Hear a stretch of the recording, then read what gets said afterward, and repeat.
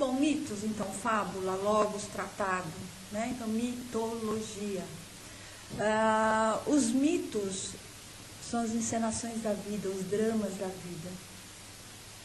E eles são relatados de geração para geração, em todos os países, em todas as culturas, assim como na Índia, na China, no Egito, na Grécia. Né? Nós vamos focar mais Grécia, mas ao longo dos nossos encontros eu vou trazendo algo diferente de outras culturas. E como são, então, esses mitos são passados e deveriam ser passados atualmente, que não acontece muito, aconteceu muito quando eles começaram a se disseminar no mundo. Eles eram passados pela palavra, né? Por quê? A pessoa emitir a palavra, ela emite um som, e no som vem emoção, vem carregado de emoção. E a pessoa que recebe esse som, né, ele vai sentir a emoção tal como ele compreende, tal como ele sente.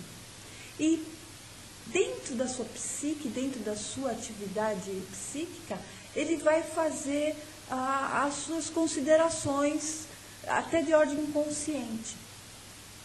E quando, de repente, chega mais para frente, ele está fazendo alguma coisa que ele ouviu daquele mito. Né? Ele está tendo uma atitude em relação à sua vida correspondente ao mito. Porque o mito aí funciona mais como uma metáfora. Existe uma frase que eu pesquisei e achei muito interessante. Deixa eu ver se eu a tenho aqui para passar-lhes. Sobre essa questão da palavra.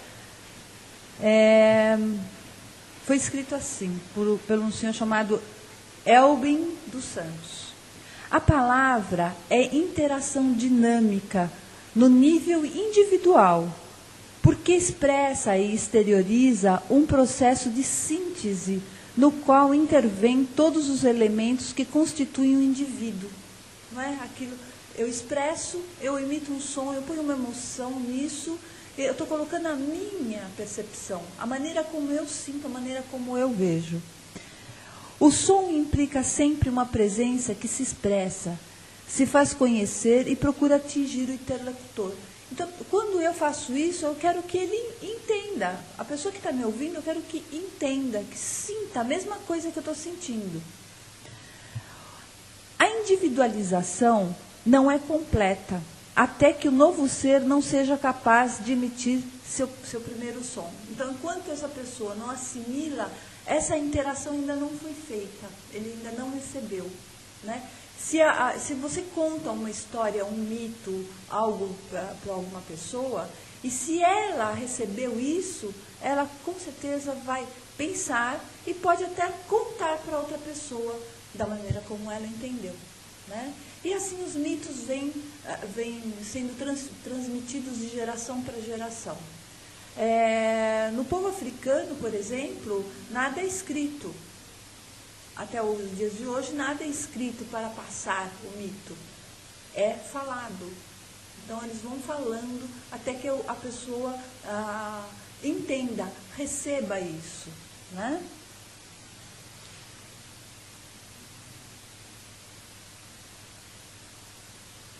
E isso vai mobilizando a pessoa, então, a nível coletivo, a nível individual. E normalmente o que faz isso acontecer são os símbolos, né?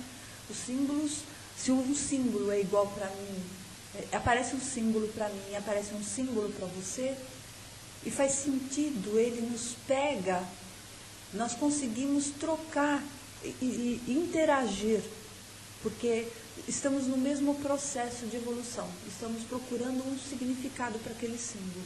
Né? Então, se você está numa conversa com uma pessoa e você fala em estrada, por exemplo, né? Estrada da vida, ou caminhos da vida, né? E a pessoa recebe aquilo, então vocês já estão interagindo de alguma maneira, mesmo que inconscientemente.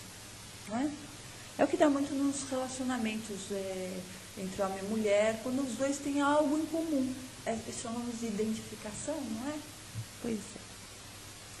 E os mitos são de uma riqueza ímpar, né? Eles procuram traduzir ou levar para o ser humano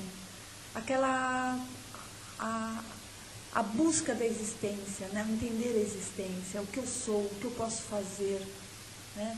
Como eu soluciono questões eternas, né? Todo mundo quer saber como é que é a vida após a morte. Todo mundo sabe o que é isso, a nível de pergunta entre uma pessoa e outra. Então, você ouve lê alguma coisa sobre uma religião, você vai ter lá alguma coisa sobre reencarnação. Outra religião diz que acaba, morre, acabou. Outra vai dizer que você vai soltar, ficar numa energia. Então, mas todos nós queremos saber o que acontece depois da morte. Né? É uma nova vida, não sabemos qual. Psicologicamente, morrer significa viver. Né? Você morre com uma situação antiga e renasce com uma situação nova. São as transformações. Muito bem. E quais são as características dos mitos, então? Eles não têm data. Você pega um mito hoje, você não sabe quando que ele apareceu na Terra, no mundo. Né? Ele apareceu em algum momento e não tem uma data específica. Foi em janeiro do ano de tal, antes de Cristo. Não, ele é mais ou menos, a gente tem uma ideia mais ou menos da coisa. Eles não se confundem com o discurso histórico. Né? Ou seja, se eu precisar uma data, foi no primeiro semestre do ano tal, antes de Cristo, no começo dos tempos, você não tem nada escrito a respeito disso, você não tem nada palpável que você possa dizer, olha, foi um movimento histórico, teve um começo, meio e fim, é assim que funcionou desta maneira. Não, porque as pessoas daquela época, para que poderem, então, manifestar todos os seus sentimentos, como amor, ódio, ira, tristeza, alegria e assim por diante, precisavam colocar isso em algum lugar, falar como se sentiam.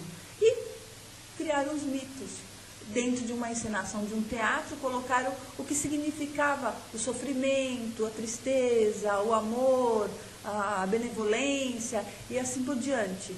Para poder ser uma história contada de uma geração para outra, para continuar transmitindo isso. E a pessoa entende como ela sentir. Se ela é uma pessoa triste, ela vai sentir isso. Né? Se for um mito triste e ela for uma pessoa triste, ela vai conseguir passar isso. Se for amor, também é a mesma coisa. E eles não se preocupam muito, os mitos não se preocupam muito com a questão linear, começo, meio e fim. Né? Não tem muita coerência quando você lê um mito, você fala, mas puxa vida, como é que é isso? Né? A pessoa passa por tanta coisa e acaba morrendo, ou então passa por tanta coisa e não vence ou vence. Parece que não tem fim a coisa, parece que a história não acabou, fica na dúvida, ela não tem muita coerência. O que vai valer é como a pessoa recebe novamente. Né? E eles não são muito lógicos, porque eles não são racionais. Eles funcionam para buscar no seu inconsciente a informação e trazer para você, como você entende. Porque os mitos trazem uma necessidade de explicação da vida, dos fatos, né, da existência, das ações de um indivíduo, das ações de um povo. Né? É como se fosse uma cartilha, eu me ensino o beabá. Ok? Bom, mas Jung, em 1948, ele formou o Círculo de Eranos. Era um grupo dedicado a pesquisar, questionar, elaborar comentários, elaborações, né, no que diz respeito aos mitos. E aí chegaram à conclusão de que eles têm como núcleo os arquétipos, que são aqueles modelos. Então, se você pega um mito, você vai ter lá uma essência, um modelo. Existe algo lá que é latente. As outras coisas em volta, como falam, foi para cá, foi para lá, talvez não tenha tanto sentido como aquilo que está lá na essência, aquilo que realmente quer dizer, né? É o modelo. Então, se nós vamos falar de Atena, Atena, nós vamos falar então daquela mulher sábia, daquela mulher corajosa, da mulher intelectual, né? É uma característica, essa é a essência do mito, né? Da sua juventude eterna, da sua armadura, das suas inseguranças, é o que nós vamos falar hoje, de Atena, né? E aí eles agruparam esses arquétipos em 3 grupos, mas não grupos definidos. Colocaram mais ou menos para poder estudar. Então eles colocaram, primeiro, o grupo dos arquétipos são o grupo dos heróis. E aí vai aparecer Hércules, vai aparecer Apolo, né? Então eles colocaram assim. O segundo grupo eles colocaram como o grupo do digestivo, que aí eles colocam como Dionísio. Seria a arte de viver, né? O que vem da terra, aquela coisa mais básica, né? E também eles fizeram um terceiro grupo que se chama de disseminatório ou copulativo, que é a conjunção dos opostos, ok? Junta então o herói mais o digestivo. Muito bem. Então, algumas pessoas, por exemplo, tem um estudioso norte-americano que se chama Saul Randazzo. Ele é um publicitário que usa a mitologia para estudar o grupo de consumidores de um lugar. Então, como ele coloca o mito nisso para ele desenvolver o produto. Então, ele fala que o mito é um enfeite da realidade, né? E por isso ele inventa lá a embalagem de um produto X, a embalagem de um produto Y, dizendo que com isso ele enfeita a realidade. Jung e os psicólogos não concordam com isso. Jung diz que o arquétipo é uma realidade do inconsciente, é uma realidade da psique, portanto, é uma realidade.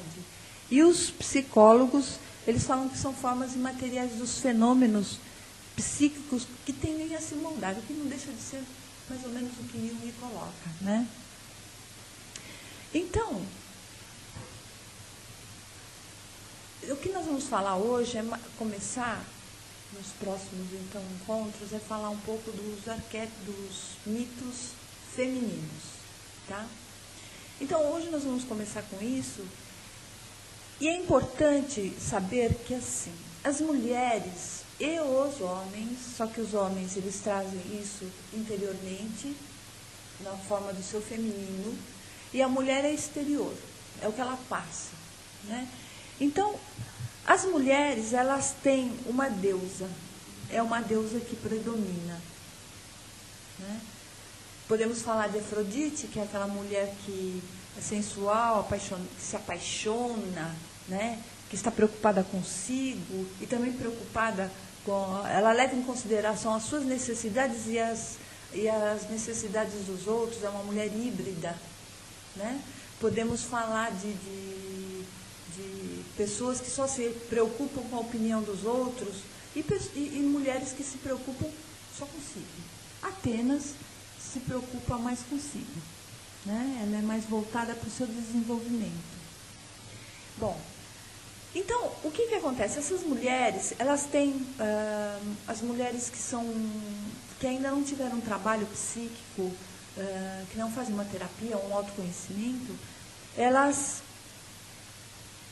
vestem essa deusa, elas usem essa deusa, que pode ser qualquer uma delas. Então, ela vai ser extremamente Atena, ou então ela vai ser extremamente Deméter, que é mãe, ou então ela vai ser extremamente Atena, que é a mulher dos negócios, da sabedoria, né? Ou Perséfone, que vai ser aquela mulher que está sempre no místico, totalmente mística, e alheia a tudo que acontece à sua volta, de palpável, de externo, né?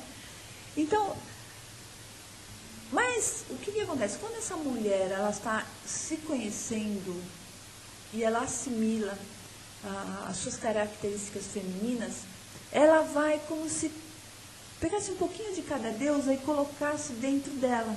É como se fosse um pote que você vai colocando coisas dentro, né? Então, ela teria a característica principal, por exemplo, Deméter, que é mãe, e ela colocaria um pouquinho de Afrodite, ela colocaria um pouquinho de Atena, um pouquinho de Artemis, um pouquinho de Perséfone, e assim por diante.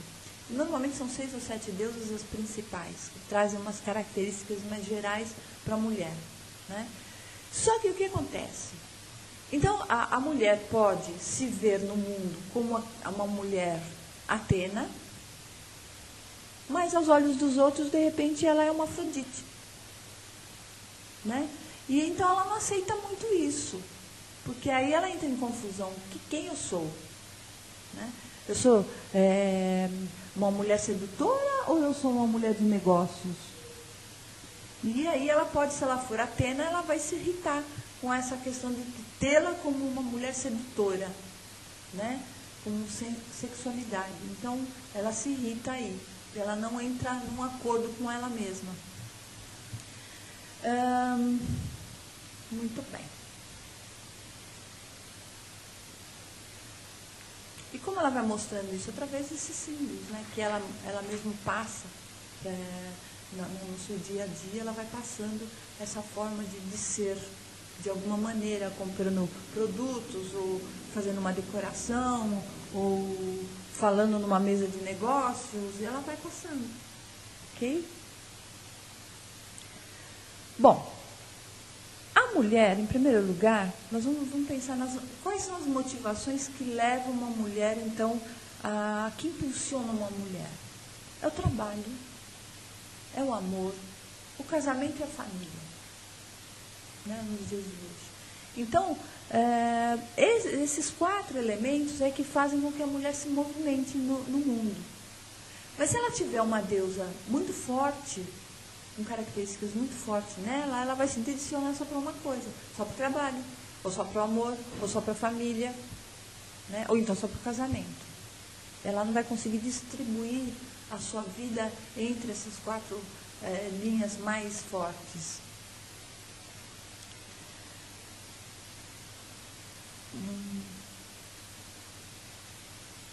Por exemplo, a Hera, a Perséfone, a Atena também, são mulheres que estão muito centradas em si. Tudo que elas fazem é pensando nelas, né?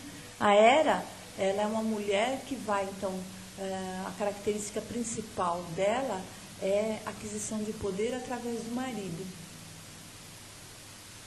Então, ela não vê o marido, então, como um companheiro. Ela vê um companheiro, uma pessoa porque ela está apaixonada de verdade. Ela quer que ele produza poder para que ela tenha poder. Né? Perséfone também vai ficar lá fechada dentro do seu mundo, no místico, é só para ela. Né? Ela quer sentir isso, ela quer sentir esse transcendente. Né? E Atena, mulheres do negócio, ela quer ganhar dinheiro, ela quer ter fama, né? Através do seu trabalho, das suas conquistas, da sua sabedoria. Ok? E as pessoas, as deusas, por exemplo, a deusa que está então em função do outro é a Deméter. Eu quero ser mãe. Né? Eu quero que ele fique bonitinho, ou ela fique bonitinha, que não aconteça nada com meu filho. E a trata assim o marido, tratam todas as pessoas dessa mesma maneira. E, como eu disse há pouco, Afrodite é aquela que fica entre essas 2 situações, porque ela é uma mulher híbrida. Ela se preocupa com ela e ela se preocupa com a opinião dos outros. Né? E ela transita entre os 2 lugares. Ok? Muito bem. Então, vamos falar agora de Atena. Eu vou ler um pouquinho sobre o mito, pouca coisa. Um hino homérico, né? Homero escreveu sobre ela o seguinte: canto aqui sobre Palas Atena, deusa célebre de olhos radiantes, mente ágil e coração inflexível, virgem casta e poderosa, protetora da cidade. Zeus, ele mesmo, em sua sabedoria, fê-la nascer de sua santa cabeça, e ei-la já ataviada em armadura de guerra. reluzindo a ouro, enquanto todos os mortais, reverentes e aterrorizados, contemplam-na. Saltou logo da cabeça imortal em frente aos Zeus, porta-égide, brandindo sua afiada lança. E o sublime Olimpo estremeceu terrivelmente diante do poderio da deusa dos olhos radiantes. E as terras do redor soltaram um gemido de pavor, enquanto as ondas negras das profundezas fervilhavam. Mas subitamente o mar serenou. O glorioso filho de Hipérion fez estancar seus cavalos célebres e a donzela Atenas retirou a armadura de seus ombros imortais. Zeus, em sua sabedoria, rejubilava-se. Salve, ó filha de Zeus, o porta-égide. Eu me lembrei de ti e também de outro cântico. É que quem escreve, então, é Homero, tá? Bom, Atena é filha de Zeus e Metis. Metis é, então, a deusa da sabedoria. Ok? Zeus recebeu de Urano e de Gaia a informação de que se fosse um filho, aí ele engravida a Metis. Então, se ele tivesse um menino, um filho, ele tomaria o trono de Zeus. E Zeus, para repetir então a história do pai e do avô, né, o medo em relação ao seu poder, ele resolve engolir Metis. Né? E aí, só que ela estava grávida, e ele ficou grávido. Né? Bom, ele começou a sentir grandes dores de cabeça e chamou Hefesto, seu filho, que é o deus da manipulação, da guerra, do metal, para, com um machado, abrir-lhe a cabeça, porque ele não aguentava mais aquela dor. E na hora que Hefesto faz isso, sai então Atena, já vestida de armadura e tudo, para fora da cabeça dele. E ela então passa a ser a conselheira de Zeus. E é interessante notar que, assim, ao engolir Metis, Zeus adquire o feminino. E da sua cabeça sai a sabedoria. Né? Todo homem que trabalha o seu feminino passa a ter uma sabedoria especial. Né? Ele tem a sua masculinidade, mas sabe lidar com o feminino, e aí ele tem a sabedoria. Né? É o que mostra aqui Zeus e essa história dele engolir a esposa e ter a filha pela cabeça. Atena é uma deusa guerreira. Ela é responsável pela estratégia. Ela é representada pela armadura, pela lança e pela égide. Égide é uma pele que ela usa de cabra, né, para se defender, e pelo capacete. Bom, o que acontece com Atena é o seguinte: Atena, ela, enquanto mulher, ela não é uma pessoa que se apaixona fácil. Ela se apaixonou uma vez por Perseu, mas Eros entrou na parada e fez Perseu se apaixonar por Andrômeda. Né? Mas Perseu, por incentivo de Atena, vai atrás de Medusa e a mata, tira a cabeça e entrega a cabeça a Atena. E a Atena, então, coloca em seu peito, né, na sua armadura, que ela vai usar dali em diante para petrificar as pessoas que ela quisesse. Né, um presente que ela ganha de Perseu pelo amor que ela sentia por ele. E foi só isso que ela conseguiu dele, a cabeça da Medusa. E ela é uma pessoa que, por estar muito voltada à questão intelectual, à questão da sabedoria, por tudo aquilo que ela tenta colocar nessa linha, e para ser prática e tudo, ela tem olhos para um relacionamento. Porque ela não acredita num relacionamento de paixões avassaladoras. Nós estamos falando de Atena pura, né? Aquela Atena que é só todas as características dela. Então, ela não pensa numa relação onde exista aquela paixão devastadora, aqueles amores todos. Ela pensa num companheirismo, naquele homem que vai fazer com que ela, que tenha os mesmos ideais que ela, que tenha as mesmas metas que ela, né? Que chega lá, que vai, então, cumprir as metas. Ela quer um companheiro. É como se fosse... Ela costuma se dar muito bem com os homens e age naturalmente com eles, em conversas intelectuais, como se eles fossem só amigos. Ela não se preocupa em seduzi-los a nível mulher e homem, na parte de sexualidade. Mas se ela tiver um relacionamento com um homem,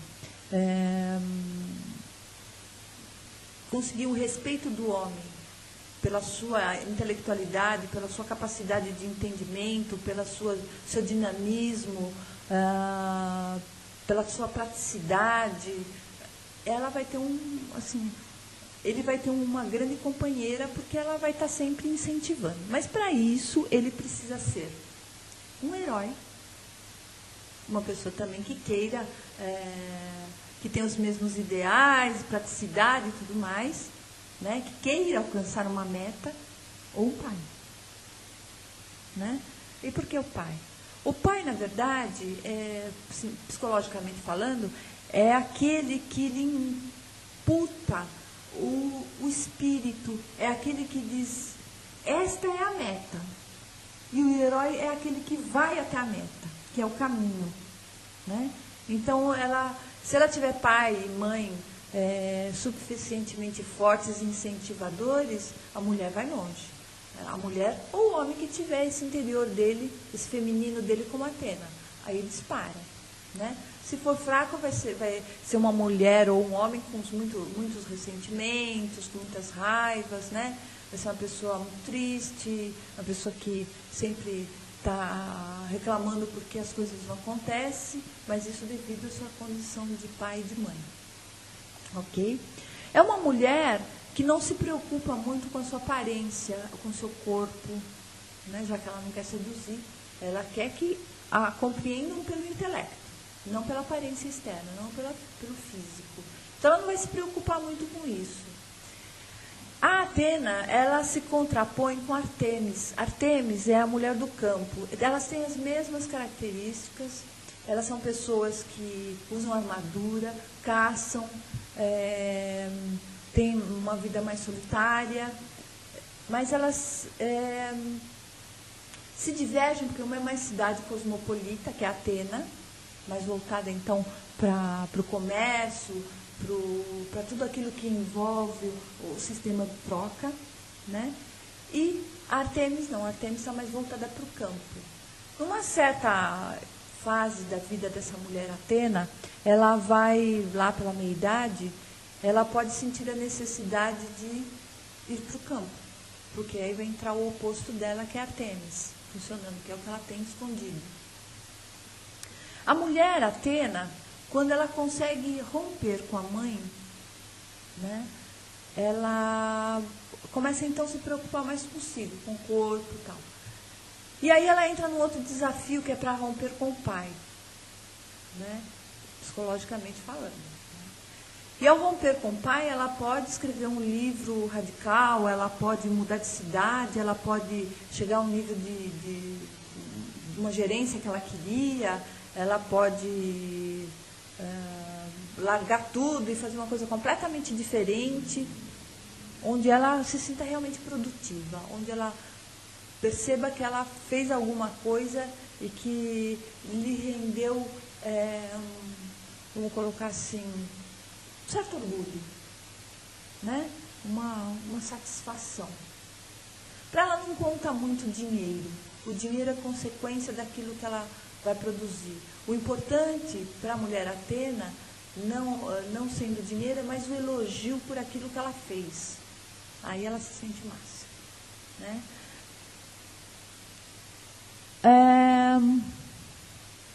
Muito bem.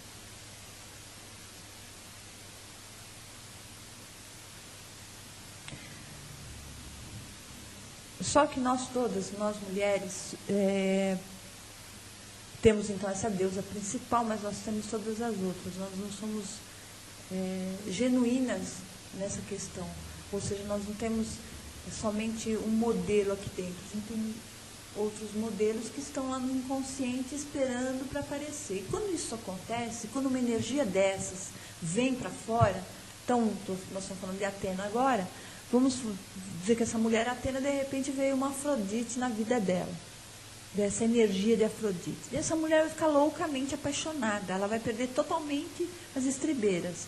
É um complexo que se constela de tal maneira que ela vai usar tudo que ela sabe de Atena, todas as estratégias, toda a sabedoria dela, toda a intelectualidade, para então conquistar esse amor, para poder colocar esse amor para funcionar, para ter essa pessoa, né? E aí ela vai aos extremos.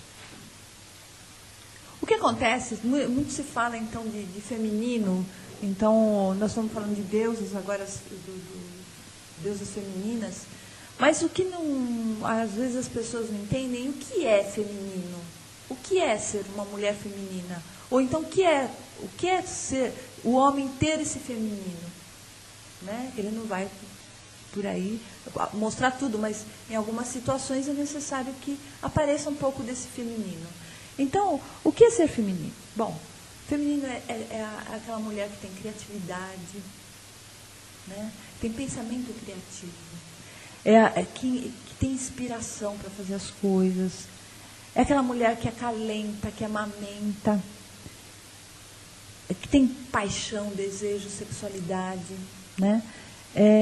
Ela vê a fusão, ela vê sempre a coesão social, ela vai direto para a união, ela busca a união, ela quer reproduzir, ela quer absorver, né?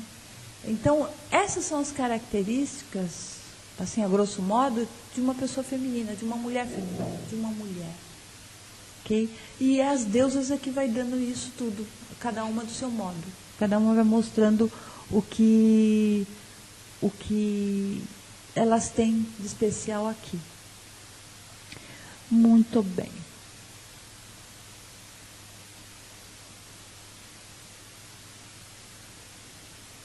A Atena é uma mulher extrovertida, já que ela tem que lidar com negócios, já que ela almeja cargos maiores, já que ela quer ter elogios, ela vai então ser mais extrovertida, ela vai lidar com o mundo externo de uma maneira diferente, né? Ela não vai guardar só para si como Perséfone está ali fechadinha, ela está mais para o mundo, ela está mais em conquista, ela está mais em estratégia. Então, se algum homem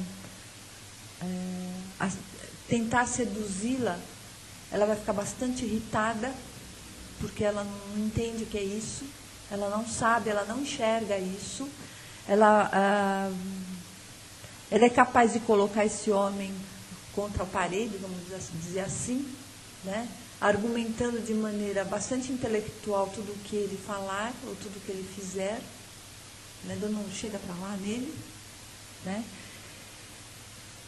Mas pode, se ele entender, se ele conseguir compreender como ela é, ele vai ter uma grande companheira, porque ele vai conseguir, aos poucos, ajudá-la a diminuir essa Atena. Mulheres assim, mulheres Atenas, por exemplo, Margaret Thatcher, a Rainha Elizabeth I, Joana d'Arc, né? E tantas por aí que a gente vê, você fala, nossa, essa daqui, se você conhecer as características, essa é uma Atena, né? Uma Atenas. Bom, a Atenas, ela é uma mulher que tem sabedoria, então coragem, é uma mulher criativa, prática, conselheira, ela é política, ela é organizadora, né? Ela é uma administradora, uma pesquisadora, ela Só que é o seguinte, ela já nasceu grande, ela já nasceu adulta, vamos colocar, adulta entre aspas, né? Ela já nasceu grande. E onde estava a infância dela? Em lugar nenhum. Então, quando ela coloca a sua armadura, ela se defende da sua insegurança. É como se ela defendesse, guardasse dentro da armadura uma criança que precisa vir à tona. Então, ela é considerada uma deusa juvenil, né? Porque ela não sabe lidar com essa criança, ela não sabe ser criança, ela não aprendeu isso. São aquelas mulheres que logo cedo começam a trabalhar, por exemplo, para sustentar a casa, porque o pai e a mãe não têm condição, ou porque não tem pai, e aí começam logo cedo a trazer dinheiro para casa para poder ajudar, ou depois outras mulheres logo cedo têm filhos e o marido vai embora e aí precisa sustentar, então elas deixam de viver esse lado adolescente. E no caso infantil, a criança já tem 1000 responsabilidades, ela já tem que ser um aluno exemplar, ela tem horário para tudo, várias tarefas durante a semana, ela tem que ter aula disso, aula daquilo outro. Onde é que está a brincadeira? Onde é que está a parte que ela tinha que viver? A mulher Atena não teve. Então ela esconde atrás dessa armadura esse lado todo, essa criança toda, né? E então o que ela faz psicologicamente? Ela deixa esse ego defendido, né? Ela está, não me enxerguem, né? Ou vejam do jeito que eu quero mostrar para vocês. Se ela tiver numa discussão, ela vai encontrar um argumento para fazer a coisa se voltar para o lado dela, vantajosamente, né? E ela pode responder tão agressivamente, com tamanha autoconfiança, de deixar a pessoa sem resposta, sem ação. Ela foi treinada desde pequena a ser assim. Ela não teve a fantasia, ela não foi criança, ela não brincou. Ela teve responsabilidades que a tornaram, então, uma mulher mais decidida nas coisas que faz. Muito bem.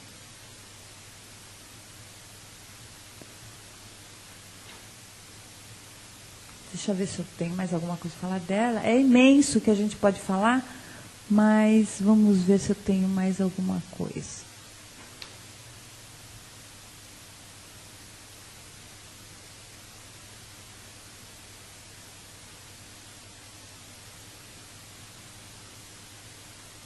Se ela estiver num grupo de mulheres e as mulheres começarem a falar de futilidades, ela vai se irritar tremendamente, porque não faz sentido para ela ouvir coisas que, por exemplo, que comprou uma roupa, ou que na loja tem não sei o quê, que está na moda. Para ela não tem a mínima importância. Mas se for discutir um livro, ela vai ficar feliz da vida, né? Ela vai achar que então é intelectual, né? Ela gosta de conversas intelectuais, que tem desafios, né? Muito bem. Só que ela tem uma coisa assim. Quando ela chegar na meia-idade, ela tem, ao contrário de outras mulheres, ela tem mais pé no chão, vamos dizer assim, porque ela não fica muito preocupada com a velhice, ela está sempre, por ela ter esse juvenil escondido, ela consegue lidar com a meia-idade, com a velhice, de uma forma mais tranquila, mais alegre, né? Mais confiante. Ela é uma pessoa sempre com muita autoconfiança. Então, ela vai, na meia-idade, na velhice, ela vai estar sempre muito confiante nas coisas que ela faz. Ela está praticamente vivendo o dia a dia, e conquistando. Ela sempre tem um ideal, sempre tem um objetivo. Então, nunca para, né? Ela está sempre até o final da vida. Essa é a vantagem dela, ela não sofre como outras pessoas, que já chega lá nos 40 anos e já começa, eu vou morrer, o que eu vou fazer? Acabou minha vida. Né? Ela não, ela tem outros projetos, ela vai em frente. Mas ela é muito racional. E ela afasta muitas pessoas. Quando tem alguma coisa que diz respeito ao emocional, ela está fora. Ela não quer se envolver de maneira nenhuma com o que diz respeito ao emocional. Porque para ela é muito desgastante, para ela é muito... não faz sentido. Né? Tudo tem que ser muito prático. Né? Muito certo. Então, não faz sentido se envolver emocionalmente. Tudo tem uma regra. Tudo tem um porquê. Então, para que eu vou sofrer? Para que eu vou fazer isso? Né? Então, ela fica sempre no racional, que é mais seguro para ela também. Porque assim ela não precisa trazer nada dela do inconsciente. Mas a vida se encarrega de passar isso. Né? E agora nós vamos falar... Aí, então, eu pesquisei um outro mito, que é de Ansan, que é um orixá, né, do candomblé. E achei muito interessante que ele tem muito a ver, então, com a Atena. E eu vou passar para vocês. O que acontece é o seguinte, os africanos, eles consideram, então, esses mitos deles como religiões. Né? Porque eles veem isso, se vocês tiveram a oportunidade de ir em alguma cerimônia dessas, onde tem as entidades lá que eles chamam, é um momento de transe que eles vivem, né? Como se eles realmente sentem que estão fora da realidade, e por isso que Rangazzo também escreve que é um enfeite da realidade. Eles entram em transe tal que eles consideram aquilo como uma religião, algo que transcende, algo que sai fora do pensamento. Eles são tomados. Né? Em alguns lugares da África, eles fazem a cabeça, que eles falam, né? Fazer a cabeça, de acordo com o biotipo da pessoa. Então, se ele for um homem forte, corajoso, ele vai ser um Ogum, que tem essas características. Se for uma mulher mais voltada para o comércio, como a gente colocou aqui, ou mais ligada a isso, ela pode ser Yansan. Então, e assim por diante, Xangô tem muito a ver com Zeus, né? Tem os raios, igual Zeus. Então, dependendo do biotipo físico, né, da pessoa, ele recebe, então, aquela cabeça, né? Faz a cabeça. E aí ele é o santo que está nele, chama de santo. Ok?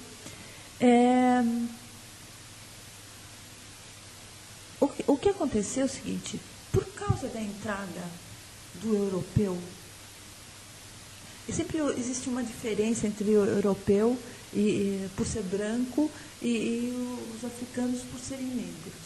Então, quando entrou a questão, as nossas religiões, a católica e outras, e que colocaram as pessoas de pele negra de lado, e passaram, então, a colocar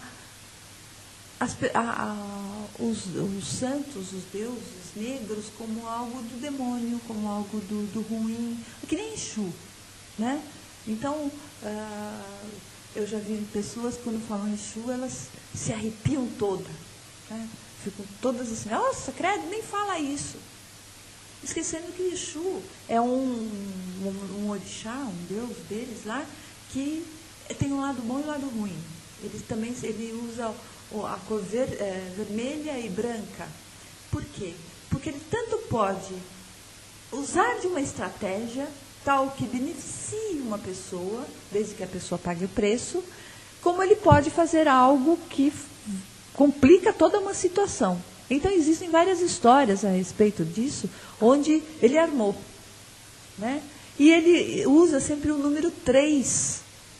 Ele sempre faz para prejudicar uma coisa de número 3. 3 pessoas, 3 situações. Põe uma contra a outra, vira uma bagunça. Né? E psicologicamente, número 3 significa ego. Né? E pode significar também trindade. Cada um tem uma maneira de perceber esse número.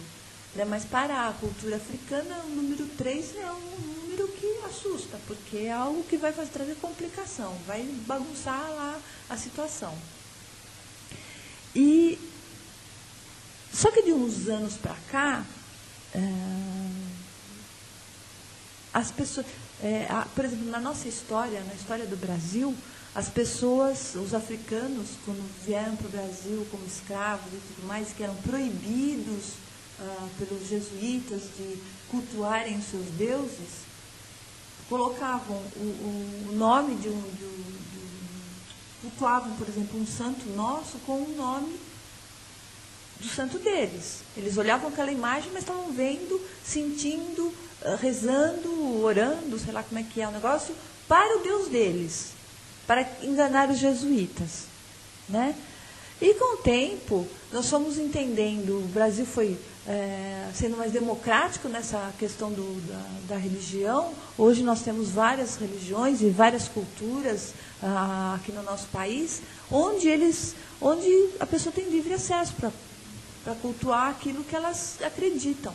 Então, isso provocou uma certa liberdade na cultura, né? Dos africanos, dos descendentes das pessoas. E aí, hoje, a gente entende um pouco melhor, né? Que era a maneira deles também contar a sua história, os seus sentimentos, assim como na Grécia. Ok? E hoje existem equipes, pessoas que vão, então, para a África buscar essas histórias, colocar essas histórias para o mundo saber. Né? Existem uns missionários que estão fazendo, missionários, não sei se é bem esse termo, mas existem pessoas que vão e vão pesquisar na África essas culturas para conhecer as histórias de cada tribo, para fazer a pesquisa, ver a relação, e aí elas são transmitidas oralmente. Pessoas como Werner vai e escreve para não perder o conto, né? Para não perder a história, para poder catalogar tudo isso. Werner é uma pessoa tão envolvida por essa questão da África que ele viajou em deixa eu ver aqui se eu tenho.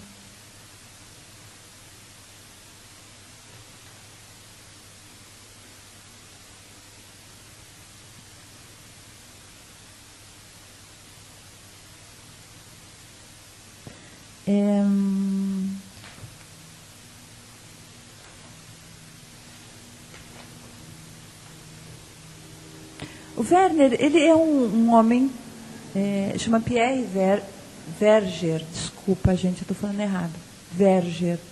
Ele é uma pessoa que foi, então, para a África e ele foi pesquisar essa cultura. E ele catalogou, ele veio para o Brasil, ele viveu dos 17 anos fazendo essa pesquisa.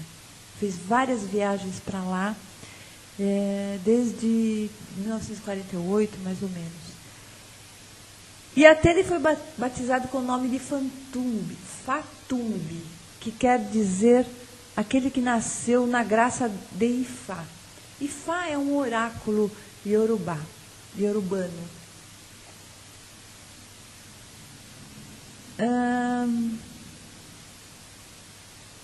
Então, ele foi para lá, ficou 17 anos vivendo isso, conhecendo todas as histórias, se envolveu de tal forma que ele recebeu um nome de lá, né?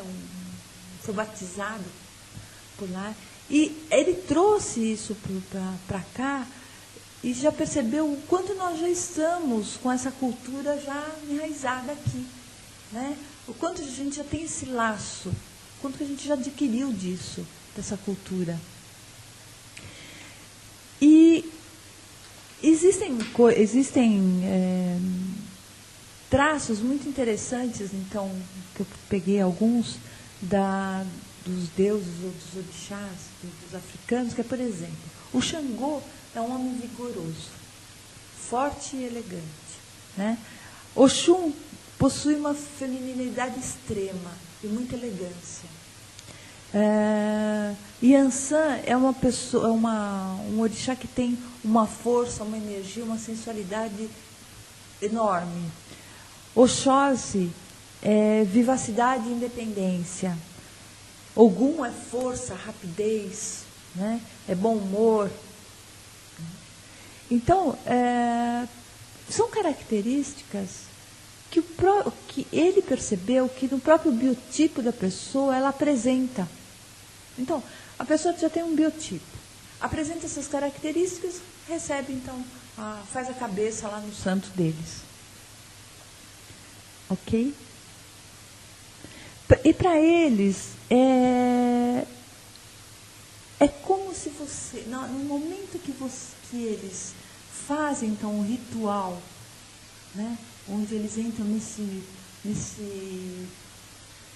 transe, vamos colocar assim, é como se eles tivessem saído do profano e entrado num sagrado. É um outro mundo. Eu li sobre isso, onde eles colocam que não pode nem se falar tudo que eles receberam, né?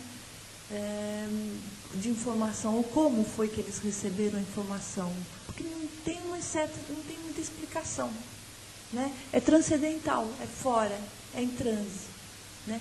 Na verdade, é o inconsciente falando, segundo a teoria junguiana, seria o inconsciente passando essa informação, trazendo isso de uma forma que não é racional, não é lógico, não tem data, não é um mito, não tem data, não é lógico, não tem linearidade. A pessoa entrou no transe e passou, né? E muitas pessoas ficam assustadas com isso, porque é a captação aí do inconsciente.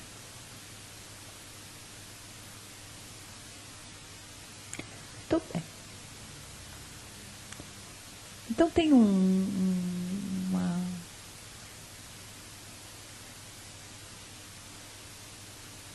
trecho do Ilíade de 1993 que eu vou ler.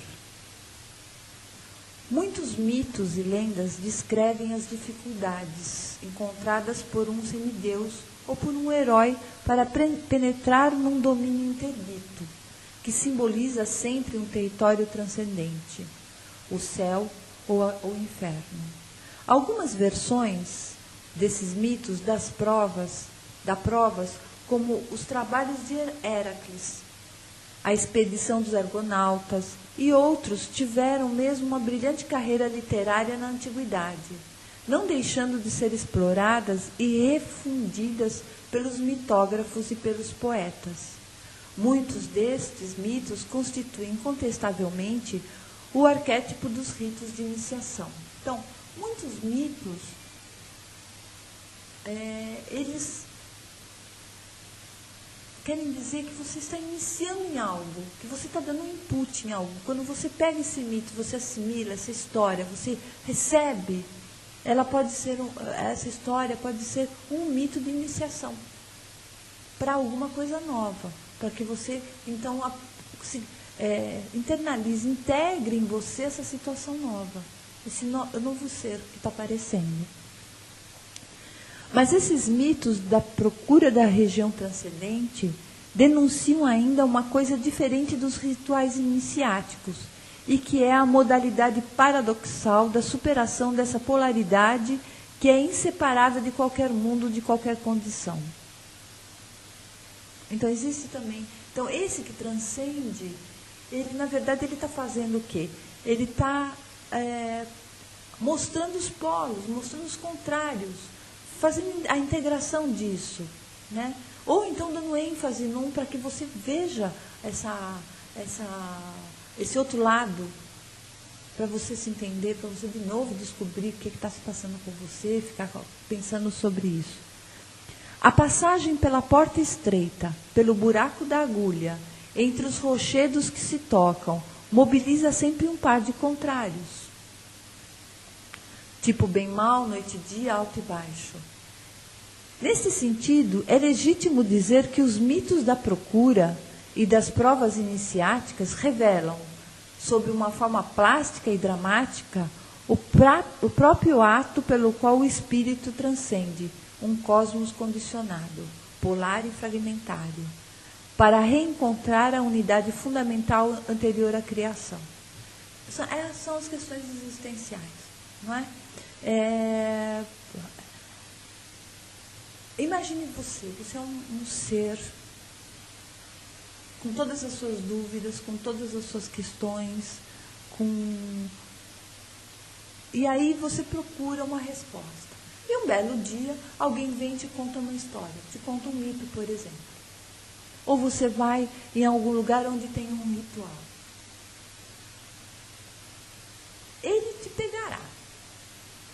Alguma coisa nesse mito vai te pegar. Você já foi direcionada para lá. Você já foi lá. Então você vai ser pega por esse mito de alguma maneira. Ou hoje, ou mais para frente. Né? Vai depender do quanto você tem capacidade psíquica para assimilar o que ele está querendo te passar. Né? Os símbolos que estão aí em todos os lugares, nos mostrando situações, nos mostrando coisas que a gente não entende, eles, se a gente olhar para um símbolo, se a gente questionar, mas o que é isso? Né? Ele está fazendo uma função dentro de você, ele está manifestando alguma coisa dentro de você, ok? Bom, eu vou ler então esse mito da Yansan, que eu achei muito legal. Então vamos lá. Então eu já falei de Ogum. Ogum é o deus do ferro, do metal, é o dono dos caminhos. Ele é objetivo, ele é prático, ele tem bom humor, né? Ogum foi um dia caçar na floresta. Ele ficou na espreita e viu um búfalo vindo em sua direção. O búfalo é um animal, né? E por ser animal, então tem instinto. Ele é aquele que não se apega, é aquele que tem força, é manso, mas também pode ser violento, né? Muito violento. Ogum avaliou logo a distância que os separava e preparou-se para matar o animal com sua espada. Mas viu o búfalo parar e, de repente, baixar a cabeça e despir-se de sua pele. Desta pele saiu uma linda mulher. Era Yansan, vestida com elegância, coberta de belos panos, um turbante luxuoso amarrado à cabeça e ornada de colares e braceletes. Yansan enrolou sua pele e seus chifres, fez uma trouxa e escondeu num formigueiro. Partiu em seguida, num passo leve, em direção ao mercado da cidade, sem desconfiar que Ogum tinha visto tudo. Gente, mercado é o lugar do jogo financeiro, do mecanismo de troca, de compra e venda. É a morada da riqueza. Atena trabalha com negócio. Assim que Yansan partiu, Ogum apoderou-se da troca, foi para casa, guardou-a no celeiro de milho e seguiu também para o mercado. Lá, ele encontrou a bela mulher e cortejou-a. Yansan era bela, muito bela. Era a mais bela mulher do mundo. Sua beleza era tal que, se um homem a visse, logo a desejaria. Ogum foi subjugado e pediu-a em casamento. Yansan apenas sorriu e recusou seu apelo. Atena não tem relacionamento fácil assim com o homem. A mesma coisa Yansan aqui, né? Ogum insistiu e disse que a esperaria. Ele não duvidava de que ela aceitasse sua proposta. Yansan voltou à floresta e não encontrou seu chifre nem sua pele. Floresta é o lugar do inconsciente, ok? O chifre é uma força conservadora, é invencível. E a pele, olha a armadura da Atena. Aí ela diz o seguinte: ah, que contrariedade! Que teria se passado? Que fazer agora? Yansan voltou ao mercado já vazio e viu Ogum que a esperava. Ela perguntou-lhe o que ele havia feito daquilo que ela deixara no formigueiro. Ogum fingiu inocência e declarou que nada tinha a ver, nem com o formigueiro e nem com o que estava nele. Yansan não se deixou enganar e disse-lhe: eu sei que você escondeu minha pele e meu chifre. Eu sei que você se negará a me revelar o esconderijo. Ogum, vou me casar com você e viver em sua casa, mas existem certas regras de conduta para comigo. Regras, Atena de novo, né? Atena é aquela que tem metas e estabelece estratégia, regras. Essas regras devem ser respeitadas, também pelas pessoas de sua casa. Ninguém poderá me dizer, você é um animal. Ninguém poderá utilizar cascas de dendê para fazer fogo. Ninguém poderá rolar um pilão pelo chão da casa. O dendê, o seu símbolo, agora falando de um significado, né? Ele é usado para reforçar vibrações negativas ou então para acalmar. Ogum respondeu que havia compreendido e levou Yansan. Chegando em casa, Ogum reuniu suas outras mulheres e explicou-lhes como deveriam comportar-se. Ficara claro para todos que ninguém deveria discutir com Yansan, nem insultá-la. A vida organizou-se. Ogum saía para caçar ou cultivar o campo. Yansan, em vão, procurava sua pele e seus chifres. Ela deu à luz a uma criança, depois uma segunda e uma terceira. Ela deu 9 crianças. Mas as mulheres viviam enciumadas da beleza de Yansan. Cada vez mais enciumadas e hostis, elas decidiram desvendar o mistério da origem de Yansan. Uma delas conseguiu embriagar Ogum com um vinho de palma. Ogum não pôde mais controlar suas palavras e revelou o segredo. Contou que Yansan era, na realidade, um animal, que sua pele e seus chifres estavam escondidos num celeiro de milho. Ogum recomendou-lhes ainda: sobretudo, não procurem vê-los, pois isto a amedrontará. Não lhes digam jamais que é um animal. Depois disso, logo que Ogum saía para o campo, as mulheres insultavam Yansan. Você é um animal, você é um animal. Elas cantavam enquanto faziam os trabalhos da casa. Coma e beba, pode exibir-se, mas sua pele está no celeiro de milho. Um dia, todas as mulheres saíram para o mercado. Yansan aproveitou-se e correu para o celeiro. Abriu a porta e, bem no fundo, sob grandes espigas de milho, encontrou sua pele e seus chifres. Ela os vestiu novamente e se sacudiu com energia. Cada parte de seu corpo retomou exatamente seu lugar dentro da pele. Logo que as mulheres chegaram do mercado, ela saiu bufando. Foi um tremendo massacre, pelo qual passaram todas. Com grandes chifradas, Yansan rasgou-lhes a barriga, pisou sobre os corpos e rodou-os no ar. O que acontece com uma mulher quando ela perde nos negócios? Yansan poupou seus filhos, que seguiam chorando e dizendo: nossa mãe, é você mesma. O que você vai fazer? O que será de nós? Né? Como a Atena é uma mulher de sabedoria, de estratégia, de negócios e tudo mais que eu já falei, ela casa, ela tem filhos, mas ela quer estar com um filho que ela possa também discutir intelectualmente, não aquele papel de mãe, né, de acalentadora, amamentadora, aquela que protege, não. Então, aí o búfalo os consolou, né, Yansan, aqui, roçando o seu corpo carinhosamente no deles e dizendo-lhes: eu vou voltar para a floresta. Lá não é um bom lugar para vocês, mas vou lhes deixar uma herança.